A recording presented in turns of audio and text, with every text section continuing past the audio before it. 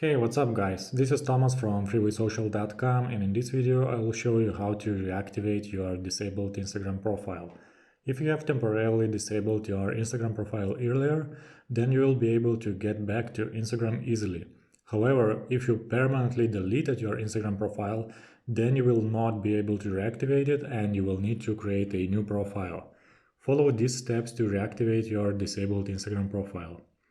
To reactivate your disabled Instagram profile, firstly open up Instagram on your mobile device.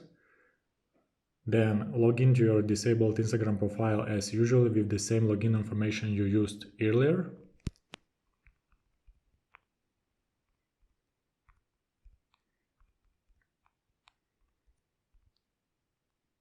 Now click on Login.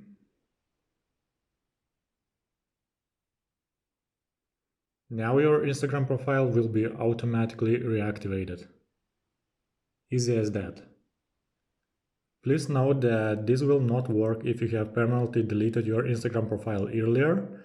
This works only if your account was temporarily disabled, so keep this in mind.